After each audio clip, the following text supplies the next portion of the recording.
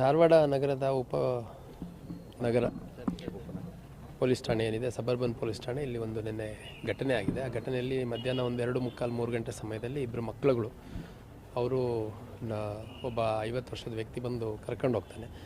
ಅದು ಶಾಲೆ ಬಿಡೋವರೆಗೂ ಅಷ್ಟು ಯಾರ ಗಮನಕ್ಕೂ ಬರಲ್ಲ. ನಂತರದಲ್ಲಿ ಮಕ್ಕಳಲ್ಲಿ ಅಂತ ಹುಡುಕಾಟ ಮಾಡಿದಂಥ ಸಂದರ್ಭದಲ್ಲಿ ಒಂದು ಬೈಕಲ್ಲಿ ಹತ್ತಿಸ್ಕೊಂಡಿರುವಂಥದ್ದು, ಆ ಬೈಕ್ ಡೀಟೇಲ್ಸು, ಆ ವ್ಯಕ್ತಿ ಡೀಟೇಲ್ಸ್ ಎಲ್ಲ ತೊಗೊಂಡಾಗ ಆ ಬೈಕು ದಾಂಡೇಲಿ ಕಡೆ ಹೋಗಿದೆ ಅನ್ನೋಂಥದ್ದು ಕಂಡುಬರುತ್ತೆ.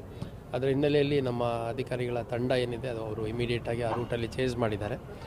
ಆ ನಡುವೆ ನಮಗೆ ಮಾಹಿತಿ ಬರುವಂಥದ್ದು, ಜೊಯ್ಡಾದ ಪಟೋಳಿ ಕ್ರಾಸ್ ಅನ್ನೋವಂಥದ್ರಲ್ಲಿ ಒಂದು ಆಕ್ಸಿಡೆಂಟ್ ಆಗಿದೆ. ಅದರಲ್ಲಿ 2 ವೀಲರ್ ಓಡಿಸ್ತಿದ್ದಂಥ ಒಬ್ಬ ವ್ಯಕ್ತಿಗೆ ಸ್ವಲ್ಪ ಪೆಟ್ಟು ಬಿದ್ದಿದೆ, ಮತ್ತು ಜೊತೆಗೆ ಇಬ್ಬರು ಮಕ್ಕಳಿದ್ದಾರೆ ಅನ್ನುವಂಥದ್ದು.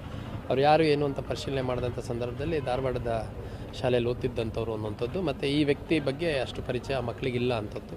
ಸೊ ಇಮಿಡಿಯೇಟಾಗಿ ನಮ್ಮ ಪೊಲೀಸರ ಜೊತೆ ಕಾರವಾರ ಪೊಲೀಸರು ಕೂಡ ಮಾಹಿತಿಯನ್ನು ಶೇರ್ ಮಾಡಿ ನಂತರ ಮಕ್ಕಳಿಬ್ಬರನ್ನು ರೆಸ್ಕ್ಯೂ ಮಾಡಲಾಗುತ್ತೆ. ಮಕ್ಕಳಿಗೆ ಆಕ್ಸಿಡೆಂಟ್ ಆದಂಥ ಸಂದರ್ಭದಲ್ಲಿ